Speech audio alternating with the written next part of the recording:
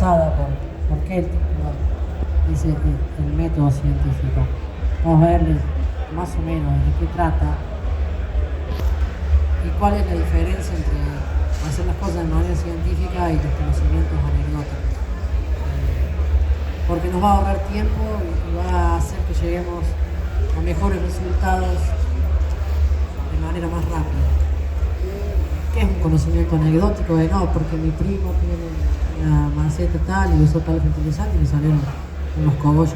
Sí, está bien, completamente cierto, pero uno no puede salir a base de esa información a publicar y decir este fertilizante hace esto, porque tenemos que tener en cuenta ciertos pasos que establece el método científico, que nos diferencia de que cualquiera diga lo que quiera.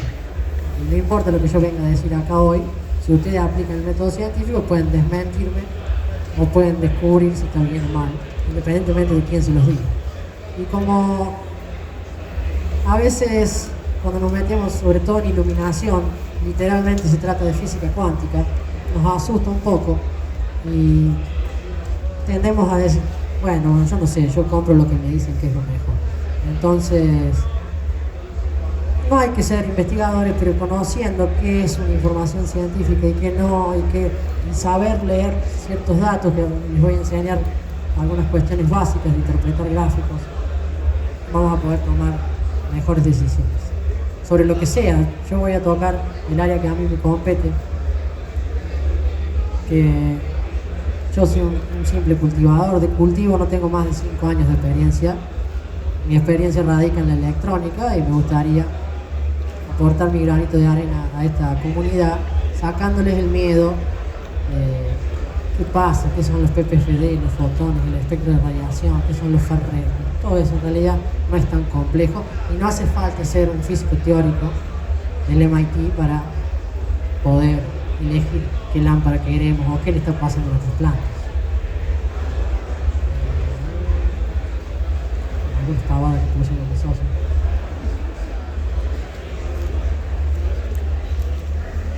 Bueno, ahí vemos el método científico es uno de los procesos de investigación que a través de una serie de pasos ordenados, eso es importantísimo. Y si nosotros seguimos esos pasos llegamos a un conocimiento nuevo o si queremos verificar algo que ya se conoce.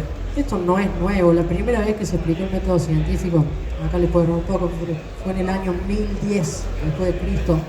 Como muchas cosas surgió un árabe que hizo una investigación sobre unas cuestiones de la luz, pero fue el primero que lo hizo experimentalmente y de manera ordenada, científica, es decir, él ni siquiera no se había inventado, fue lo primero que dijeron, bueno, eso era método científico.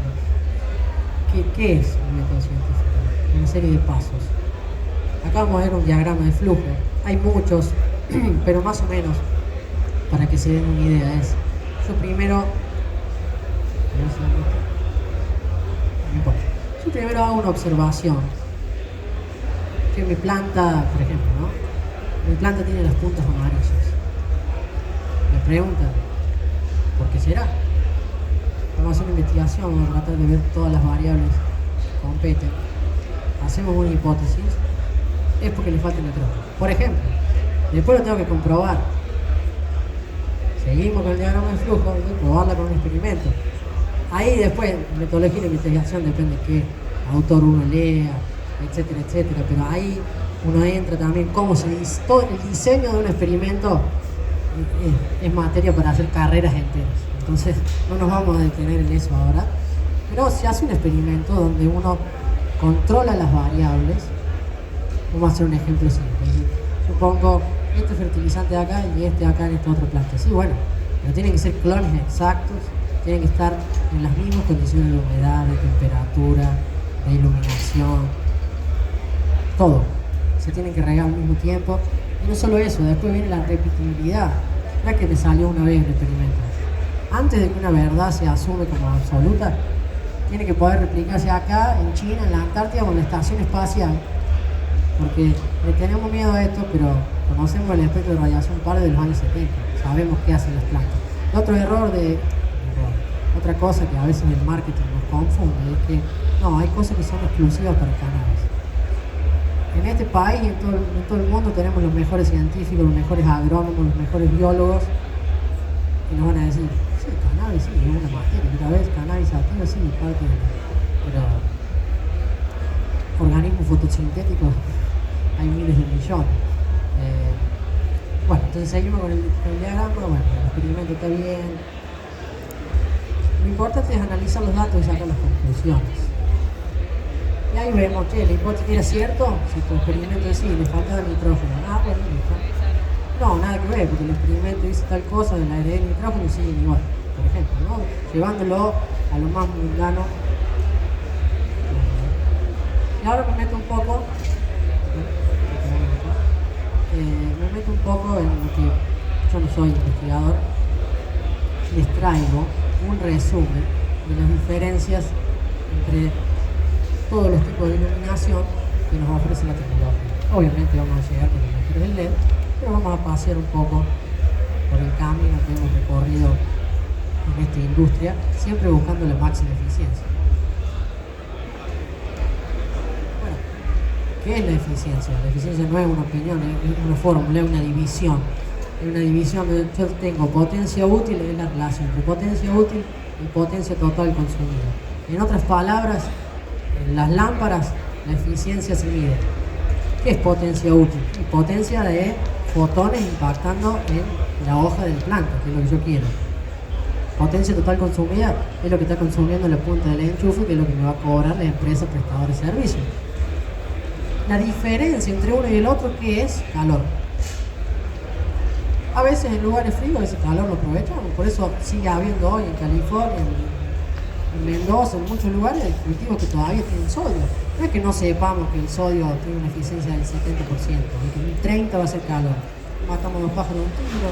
Bueno, por eso vamos a ver que no es solo la más eficiente, también tenemos temas de espectro, temas de reparabilidad, un montón de variables que tenemos que tener en cuenta a la hora de elegir la luminaria, sobre todo si vamos a tener una producción industrial, porque ahí la diferencia, los empresarios buscan optimizar hasta el último centavo, teniendo un buen producto. Entonces, una vez que sabemos qué es la eficiencia, vamos a hablar, ahora me meto un poco en el territorio heavy, pero el fotón es la partícula portadora de todas las formas de radiación electromagnética, incluidos los rayos gamma, los rayos X, la luz ultravioleta. Acá agregué esto, porque a veces también hay mucha confusión. Y quiero que sepan que el 5G de su celular, el microondas, las ondas de radio, todo pertenece al espectro de radiación electromagnética. La única diferencia es la frecuencia. Bueno, después nos metemos física cuántica, vemos que la energía del fotón depende de la frecuencia, pero eso no importa. Lo que quiero que sepan es que todo eso es radiación electromagnética. Y para que vean, de todo el espectro que conocemos, que no es solo lo que conocemos, todo el espectro que existe, solo esa porción, solo esa pequeña porción de allá arriba, o sea, eso arriba está en escala. Y si hacemos un zoom, tenemos lo que tenemos acá abajo. Sí. Si hacemos un zoom, tenemos, bueno, el famoso par, la famosa radiación par, que es lo que digo que se descubrió en los 70, es la radiación que participa en la fotosíntesis. De los 400, ¿ya? De los 400 a los 700 nanómetros. Obviamente hoy sabemos que eso se empieza a extender, pero eso es el grueso de la radiación par. Pero vean, o sea, vean lo poco, supongan que del Sol no llega de todo eso. Muchísimas gracias. El Sol no llega de todo. Y el espectro visible es solo esa porción. De ese espectro visible para el ojo humano. Ahí viene otra confusión, que es que solíamos usar lúmenes, que es una unidad que deriva del lux. Eso es una unidad que está calibrada para el ojo humano. El ojo humano no tiene una respuesta lineal. Y nada tiene que ver con cuánto hace la fotosíntesis o cuánto. La fotosíntesis depende de los fotones. Los fotones, por eso, cuántos fotones es un sinónimo. De ahí viene la física cuántica. No es que es difícil, no.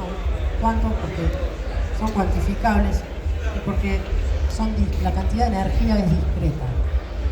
¿Qué quiere decir esto? Si yo mido, tengo tantos watts. Sí, pero la fotosíntesis no depende del watt, depende de cuántos fotones van a estar impactando en la hoja y esa cantidad es discreta. Son 1, o son 2, o son 2000, o son 27, pero son discretos, porque los paquetes de energía que trae cada fotón son discretos. Entonces, vamos a ver ahora qué unidad sí es la que tenemos que usar. Como muchos deben saber, es el ppfd, pero cuando vemos eso, micromol sobre segundo sobre metro cuadrado, ¿qué es esto? Qué difícil. En realidad no. ¿Cuántos fotones están impactando en un cuadradito de área arbitral? Yo lo elijo arbitrariamente, ahí lo único que va a cambiar es la unidad. ¿Cuántos fotones están impactando? Por ejemplo, si elijo micromol por segundo por centímetro cuadrado, que es lo que miden la mayoría de los medidores cuánticos, y de ahí sale el ppfd, me parece que es esto, no sé si es, bueno, pero a lo sumo será una conversión, correr la cosa. Si es el segundo, sí, el micromol también, pero parece mol, no micro. Es cuántos fotones están impactando en una unidad de área por segundo. Eso es, no hay más que eso. Lo que sí, los sensores están calibrados para el espectro par, es decir, entre los 400 y los 700 nanómetros. Sabemos que los iPaper modernos, y por eso las mejores lámparas empiezan a agregar infrarrojos y ultravioleta, que también cabe destacar que no es cuestión de decir infrarrojo y ultravioleta, porque el infrarrojo es todo lo que está después del rojo. En el gráfico, como me decían, el infrarrojo está lo que está de allá para allá, el ultravioleta es lo que está de acá para acá. Cuando uno compra una lámpara o un LED específico, bueno, emite nula frecuencia específica. Vamos a ver qué efecto tiene eso. Pero eso hay que tener en cuenta. Pero el ppfd es la cosa, es la unidad que nos incumbe, porque es la unidad que nos va a decir cuán rápido hace la fotosíntesis de plantas. Si uno supera, por ejemplo, 800 ppfd, es una zona donde hace tan rápido la fotosíntesis de planta que no es suficiente el CO2 del aire, dependiendo si uno vive en una ciudad, en un casco urbano, no es lo mismo que está en medio de la montaña, pero aunque el mundo esté contaminado, recontra contaminado, el CO2 creo que es algo del 0,2% de la composición del aire. Pero la planta lo necesita. Entonces, hay tanta luz que estimula tanta fotosíntesis y la planta dice necesita más CO2. Entonces en algunos cultivos lo adicionan. Y bueno, vamos a hablar un poco de las tecnologías. La más vieja, patentada por Edison, que variaba todo, no inventó nada, pero bueno. La rosca esta se llama E27, y lo usamos hoy en día porque la patentó Edison, por eso E27. ¿Cómo funcionan las lámparas incandescentes? Es súper rudimentario. Acá tenemos, esta es la de toda la vida, eso es un filamento, la corriente eléctrica lo atraviesa, se calienta, porque los electrones a través de la resistencia generan calor, ese calor se pone rojo vivo y empieza a hacer un cuerpo que irradia. Sobre todo va a irradiar, bueno, ya veremos el espectro de los incandescentes, es una rampa que se va hacia los rojos, súper ineficientes. Si bien yo dije que el lumen no nos interesa para las plantas, todas las comparativas a partir de ahora de las luminarias van a estar en la misma unidad, entonces por más que no nos interese el valor absoluto de qué significa 16 lúmenes por watt, a simple vista nos vamos a dar cuenta cuál es la diferencia porcentual de eficiencia entre una lámpara y otra. Por más que no sea la unidad para la fotosíntesis, sí sigue sirviendo para medir cuánto más eficiente es una lámpara que otra. ¿Por qué está en lúmenes? Porque toda la industria está enfocada al ojo humano, un pequeño porcentaje está. Entonces tenemos mucha más información, entonces por eso pasa eso. Pero después vamos a pasar las cosas. Después vinieron las lámparas de descarga. Acá bueno, tenemos el famoso HPS, sodio, conocido como sodio. Las de CFL o las bajos consumos también son lámparas de descarga. Básicamente lo que tenemos es un alto, no sé si una alta tensión cuestiones cuánticas también, que hay un gas, mezclas de gases específicos más una cobertura de flúor que tiene las lámparas estas, ese polvo blanco que tienen adentro, que cuando se rompe se cae, completamente tóxico, por eso están prohibidos. Pero bueno, fíjense que ya pasamos a 100 lúmenes por watt, y 16, por eso todas las calles todavía tienen sodio, ya se están reemplazando por LED, porque son más eficientes, pero ya el salto fue tremendo. Llegamos al LED. El LED es un diodo, es un semiconductor, por eso vivimos en el apogeo de eso, porque se desarrolló mucho. Vivimos en el apogeo de los semiconductores. Es una pastilla de silicio dopada con diferentes impurezas. Se atraviesa una corriente eléctrica, los electrones tienen que hacer un salto discreto, un salto cuántico de energía, y cuando hacen ese salto de energía liberan un fotón. Y esa es la luz que nosotros percibimos. Entonces el LED significa Light Emitting Diode, o sea, diodo emisor de luz.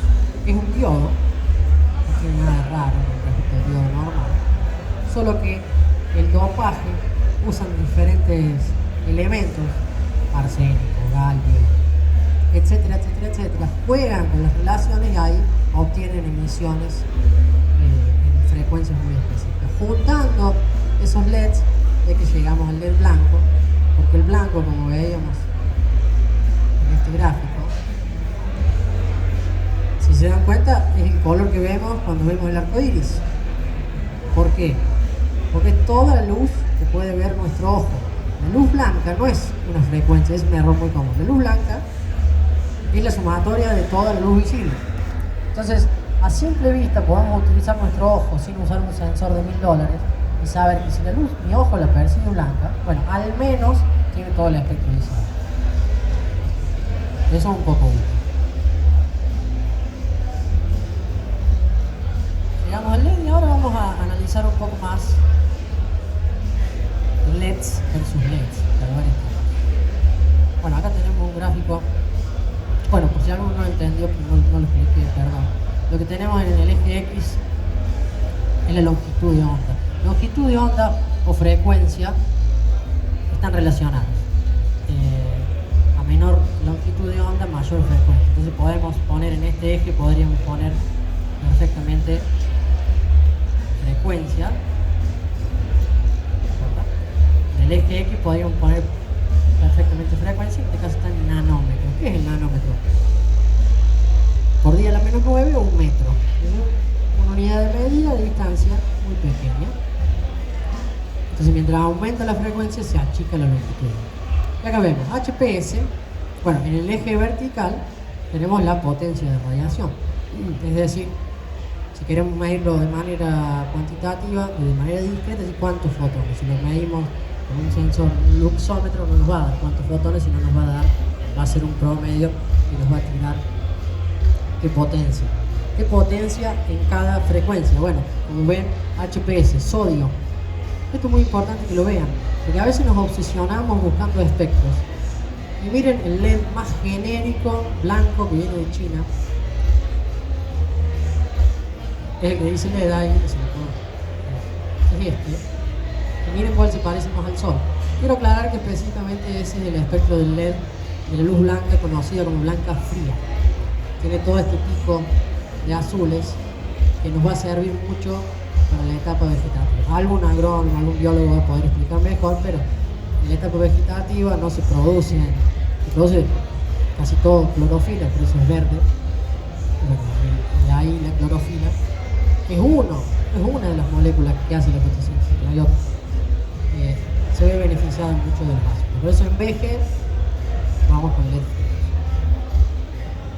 Acá tenemos, lo que quiero aclarar acá es que el sodio, fíjense el espectro súper incompleto que tiene, y aún así todos sabemos las flores que se han cosechado con sodio. La planta evoluciona, la planta ha evolucionado por miles de años, pero se adapta.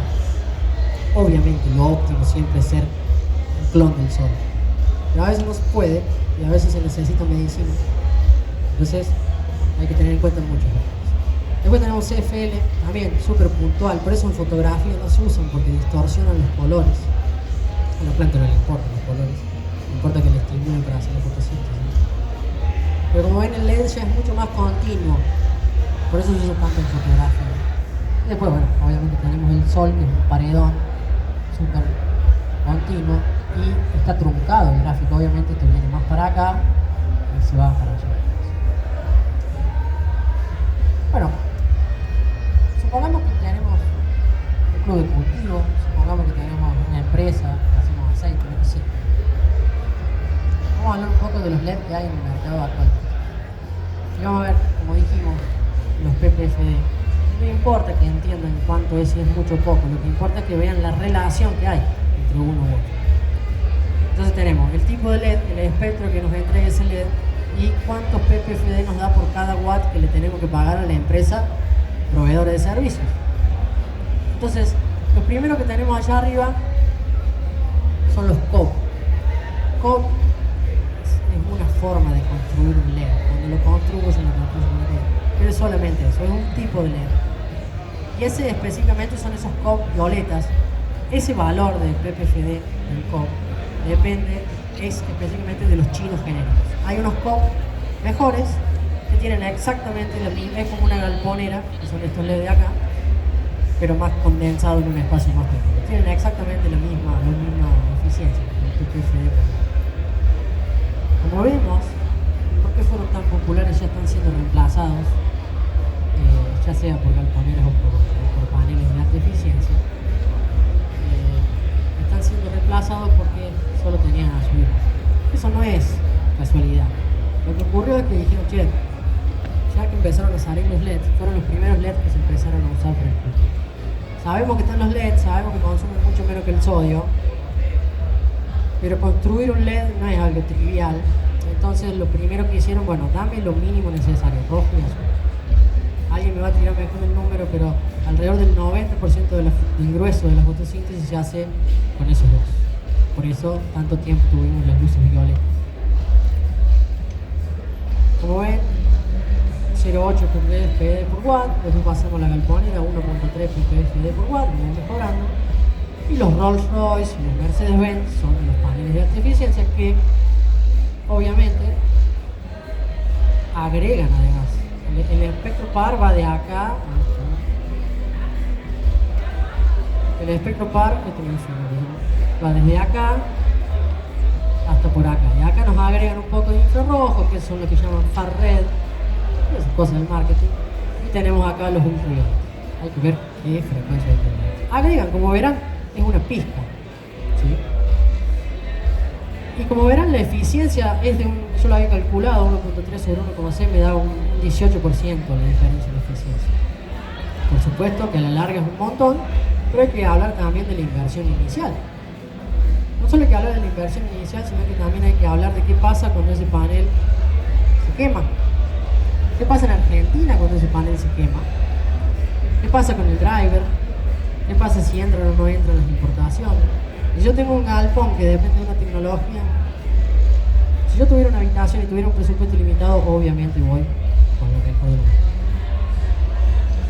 Vamos a ver eso ahora.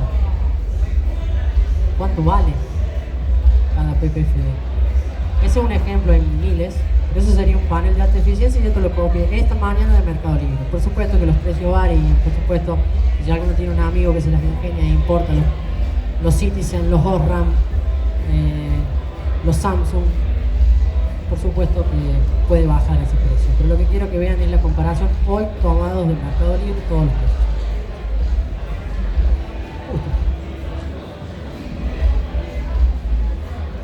El COP va bajando.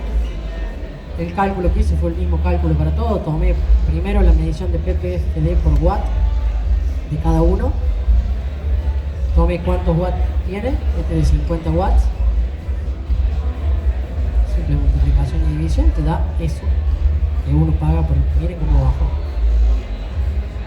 O sea, esto en Argentina, esto es la realidad de Argentina, hay que tener en cuenta, sobre todo si uno hace un enfoque como empresario. Después pasamos a esto. Mi socio censuró la marca, pero son todas iguales, son genéricas, de China. 82 pesos por ppfd. Yo quiero hablar de por qué en Kiev elegimos esta.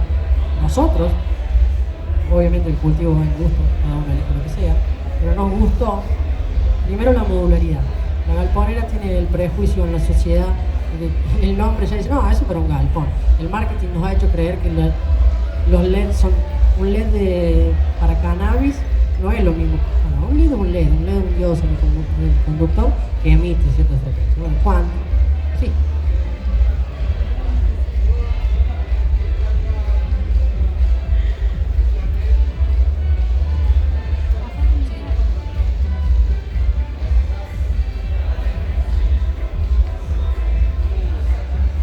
Lo que mejoras ahí, COPS y galponeras están palo a palo con la eficiencia. Dependiendo, si son los más genéricos chinos son un poco menos eficientes, pero si son, hay unos marcas Samsung que tienen exactamente la misma, que es como una galponera. Sí, mejoras muchísimo. Mejoras que el espectro. ¿Qué estás agregando? Estás agregando rojos y azules. Si son los full espectro. Perdón, él preguntaba qué pasa si mezclo. Juguemos, hagan lo que quieran. Uno puede mezclar lo que quiera y eso, bueno, por eso nos gustó armar nosotros no, se hacen en China las galponeras, las defiendo porque es lo que dicen los números, ¿no? Yo no fabrico todavía galponeras, simplemente hicimos una lámpara para aquel que no se da maña con los cables, pero bueno, esa modularidad, una galponera, a diferencia de un COP, no solo que vale un poco menos y es un poco más eficiente, sino que el COP tiene que poner pasta térmica, tiene que poner un disipador, tenés que saber soldar y no tenés que mandar tu macana. La galponera está hecha por un usuario que la desenrosca y la enrosca. Se quema, no solo que las otras siguen funcionando porque son individuales, se quema, la tirás, vale 5 lucas, y pones otra y 6. O sea, no te va a dejar colgado, se piantó el driver y no se va a apagar el panel completo. El tema de reparabilidad y que son driverless, en realidad el driver está adentro. La galponera es un panel LED que se diseñó para que parezca un foco del tiempo de antes, porque toda la industria está formateada para ese tipo de focos con esa roja. Y es muy conveniente porque yo la desenrosco sin ser electricista, la cambio. Bueno, el costo-beneficio es lo mismo. La versatilidad y la personalización es lo que me decía el amigo allá, que si yo quiero poner sí, problema.